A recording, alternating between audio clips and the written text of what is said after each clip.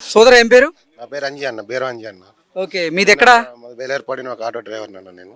అంటే మీది కూడా పోలవరం ముంపు ప్రాంతాల్లో ఒకటా? ఉందన్న, ఫస్ట్ మునిగేది మా ఇల్లు అన్న ఇక్కడ. ఓకే. ఆ. అంటే పోలవరం నిర్వాసితులు ఎవరైతే ఉన్నారో వాళ్ళందరికీ కూడా ఇప్పుడు కూటమి ప్రభుత్వం నష్టపరిహారం చెల్లిస్తూ ఉంది. మీకు వచ్చాయా నష్టపరిహారం? వచ్చినాయి అన్న. ఎంత వచ్చాయి? 6,36,000 వ్యక్తిగత ప్యాకేజ్ వచ్చిందన్న. ఇంటి విలువ 4 లక్షలు వచ్చింది, మొత్తం 10 లక్షలు వచ్చినాయి అన్న నాకు. 10 లక్షలు వచ్చింది. హ్యాపీయా మరి? ఫుల్ హ్యాపీ అన్న. సంక్రాంతి పండుగ ఇప్పుడు వచ్చినట్టుందన్న నాకు. ఓకే. ఏంటి జగన్మోహన్ రెడ్డి గతంలో అంటే ప్రభుత్వం కేటాయించిన దాంతో కూడా కలిపి అదనంగా నేను 10 లక్షలు ఇస్తా అన్నాడు. ఇచ్చారా మరి? జగన్మోహన్ రెడ్డి ఒకటి చెప్తాడన్నా, నేను మాట తిప్పను మడిని తిప్పను అన్నాడు ఒకటి. గతంలో 5 సంవత్సరాల్లో 10 లక్షలు ఇస్తా అని చెప్పేసి అన్నాడు. ఏ ఒక్క నిర్వాసితుడు కనీసం ఒక 10 లక్షలు కాదు కదా, 10 రూపాయలు కూడా కొట్టలేదు అన్న. గతంలో చంద్రబాబు నాయుడు గారు ఇచ్చిన 6,36,000, 6,86,000 కొట్టాడు. అదే ఆయన ఎక్కడంటే హెలికాప్టర్లు వస్తాడు, లేదా ఎంగిలి మీదకి జల్లి 4 ఊర్లు కొట్టేసి వెళ్ళిపోతారు తప్పితే పూర్తిగా న్యాయం చేయలేదన్న. 10 లక్షలు ఇస్తా అన్నాడు, అది ఇవ్వలేదు. గతంలో రాజశేఖర రెడ్డి ఇచ్చిన భూములకి 1,15,000, 1,30,000కి మళ్ళీ ఒక 5 లక్షలు కల్పిస్తా అన్నాడు, అవి కూడా ఇవ్వలేదన్న. ఇక్కడ నిర్వాసితులను నిండా ముంచేసిన జగన్మోహన్ రెడ్డి ఇక్కడ.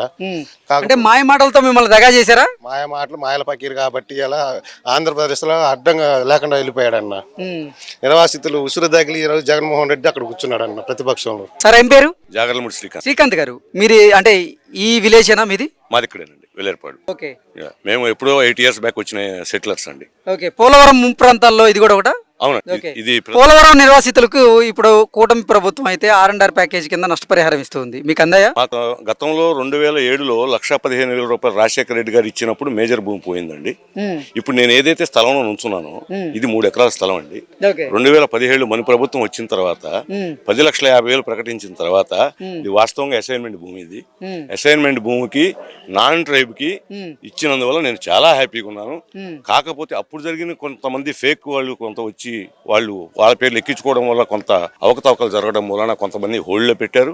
ఎందుకంటే పేరులోనే ఉంటుంది జాగర్లమూడి శ్రీకాంత్ వాహనంలోనే ఈ నాన్ ట్రైబ్ కాదు అని చెప్పేసి ఒక అధికారికి ఒక అనుమానం వచ్చి అట్లా ఆపిన తర్వాత మేము చాలా విధాలుగా చంద్రబాబు గారు అప్పుడు సామర్లకోటలో వచ్చిన రోజు మేము వెళ్ళి కలవడం జరిగింది. తర్వాత లోకేష్ బాబు గారిని కలవడం జరిగింది. ఎన్నోసార్లు వైసీపీ గవర్నమెంట్లు అయితే తిరిగి ఇంకా ఆశలు వదులుకున్నాము. మళ్ళీ నిన్న అక్టోబర్ 28వ తారీఖు వెళ్ళి చంద్రబాబు గారిని సెక్రటరియట్ లో కలిసాము. ఆయన సానుకూలంగా స్పందించారు. ఆ రోజు సామర్లకోటలో కలిసిన విషయం గుర్తు చేశాము. డెఫినెట్ గా మీకు న్యాయం చేస్తానని చెప్పేసి అన్నారు. ఇప్పటికి ఇంకా మీకు R&R ప్యాకేజ్ అందలేదా? నిన్న నిమ్మల రామానాయుడు గారిని కలిసామండి, నీటిపారుదల శాఖ మంత్రి గారిని. పాలకొల్లో ఆయన కలిసిన తర్వాత ఆయన కలెక్టర్ గారికి రిఫర్ చేశారు. కలెక్టర్ గారి దగ్గరికి మేము నిన్న వెళ్ళాము. నిన్న సాయంత్రం కలెక్టర్ గారు సుదీర్ఘంగా మా సమస్యలన్నీ విన్నారు. 1:40 నిమిషాల పాటు మాకు టైం ఇచ్చారు. టైం ఇచ్చి అప్పటికప్పుడే ఎస్డిసి గారిని, ఆర్డీఓ గారిని, జాయింట్ కలెక్టర్ గారిని, స్పెషల్ కలెక్టర్ గారిని అందరినీ లైవ్ కాన్ఫరెన్స్లోకి, స్పెషల్ కలెక్టర్ గారు ఒక్కళ్ళే అక్కడ లేరు, ఆమె లైవ్ కాన్ఫరెన్స్లో తీసుకొని వీళ్ళందరినీ ఆర్డీఓ గారిని, ఎస్డిసి గారిని, డిటి గారు ఎవరైతే ఈ డిపార్ట్మెంట్కి సంబంధించి ఉన్నారో వాళ్ళందరినీ కూడా పిలిపించి అక్కడికక్కడ మా సమస్యలు పరిష్కరించడానికి ట్రై చేశారు.